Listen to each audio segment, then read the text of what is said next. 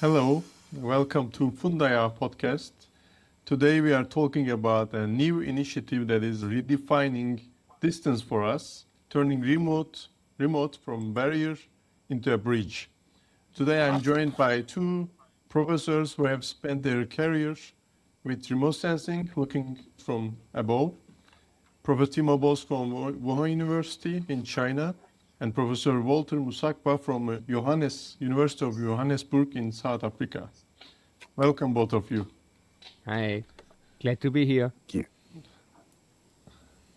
Me too. Welcome. So before we start talking about Fundayao itself, I would love to hear from each of you, not like a full CV, but more the moment you get into remote sensing, like the moment we can call entry point to remote sensing. So we can start with Professor Timo. Okay. It's no real entry point, but maybe like the entry point is when I went to an internship during my studies a very long time ago, where I worked with remote sensing, and then maybe when I went with the same company on another internship in Thailand, where on a flying campaign, on an airplane campaign there, where is the entry point also into SAR then.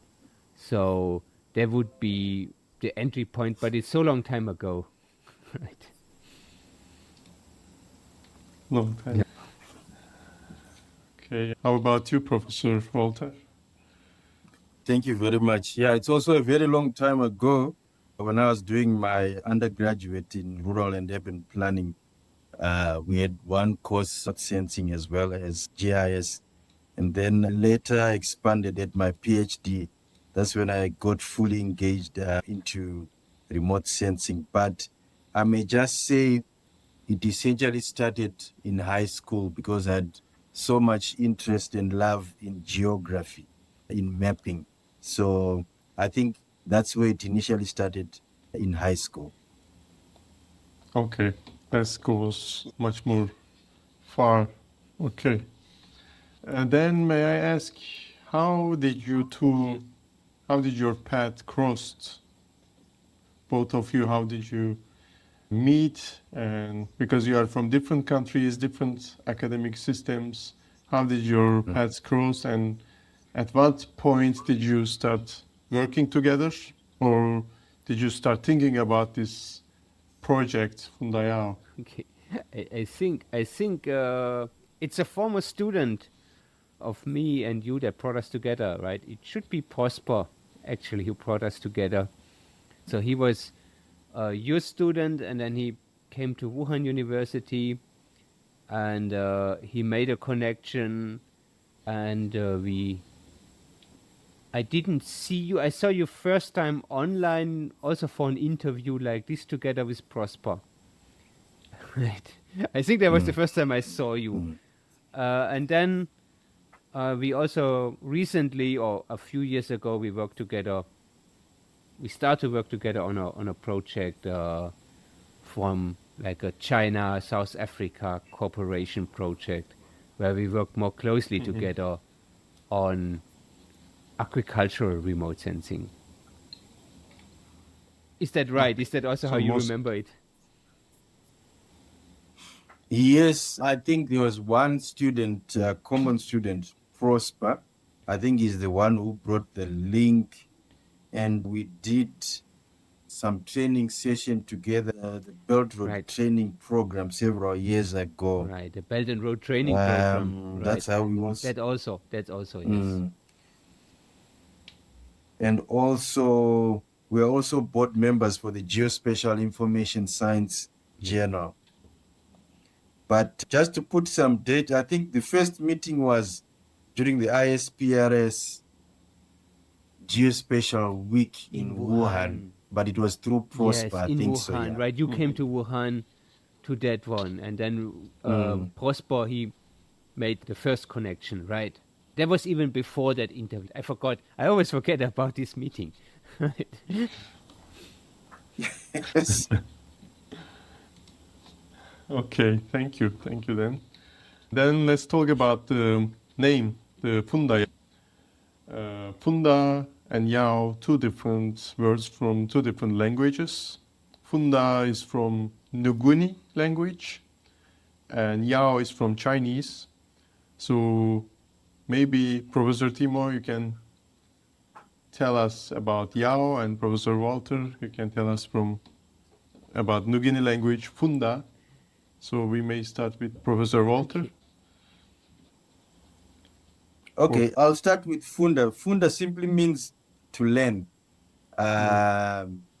You want to learn, you want to be educated, or you want to educate, or you want to teach in the Nguni or Bantu languages in Southern Africa. So it's the same for many languages. It could be Zulu, it could be Shona. It simply means you want to learn, you want to teach, you want to educate. That's the meaning. Yes, okay. And then Yao is from Chinese and means far away or remote. And we also use it for Yaogan, which is remote sensing. So it could be, so Fundayao could be remote learning, right? Or learning remote sensing. So in both meanings, it fits to what we want to achieve.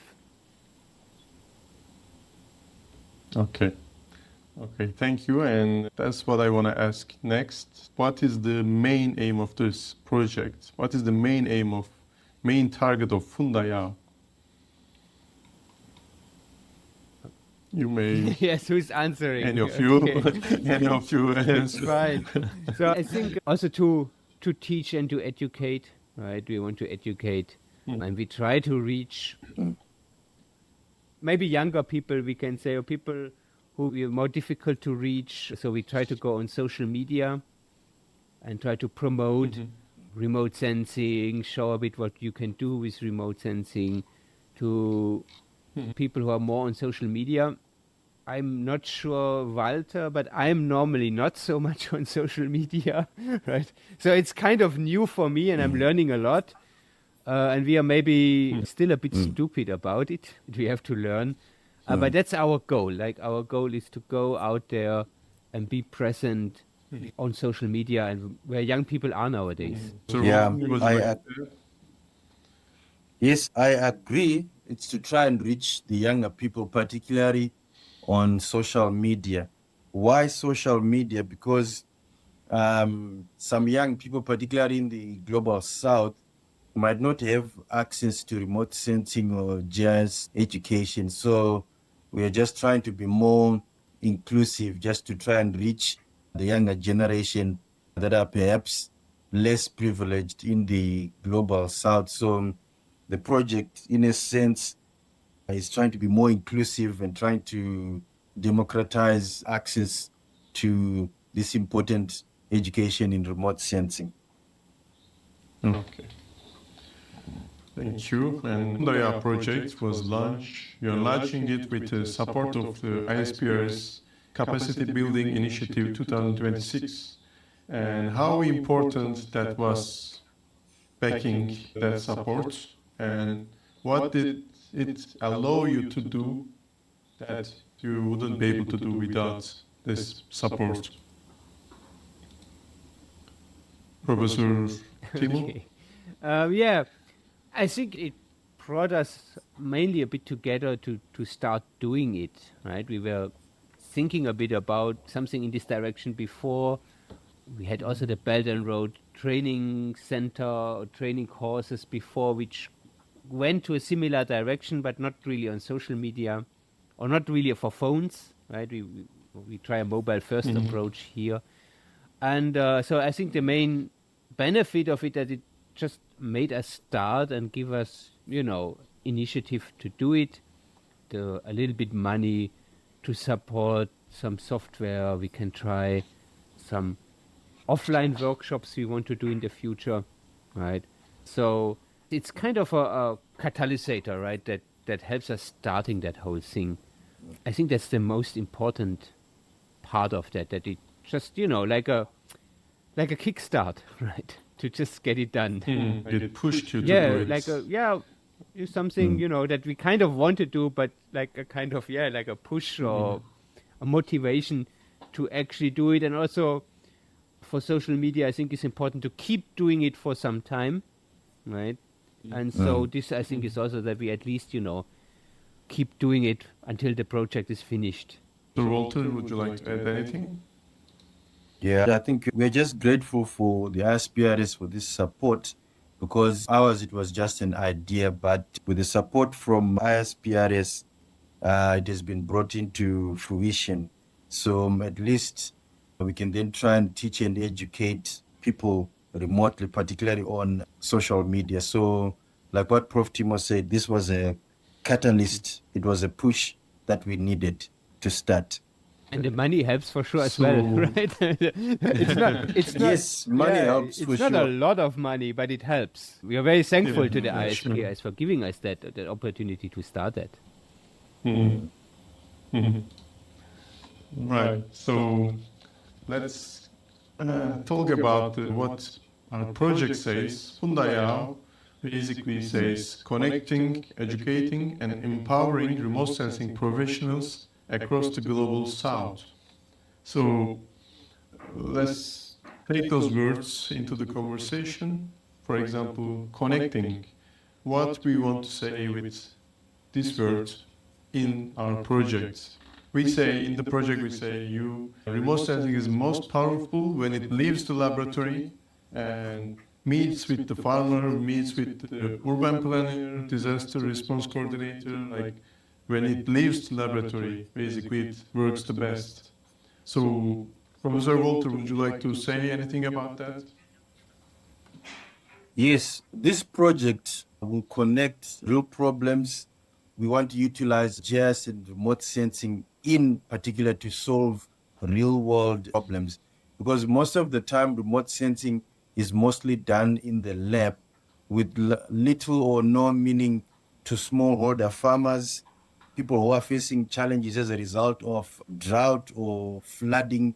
So our wish is to ensure that remote sensing reaches the grassroots, the people on the ground, so that they may see the value, so that they may see how it can help them in their farming, in their livelihoods, or in facing some of the challenges. In other words, it actually helps make them decisions that are useful in their lives. Thank you. Okay.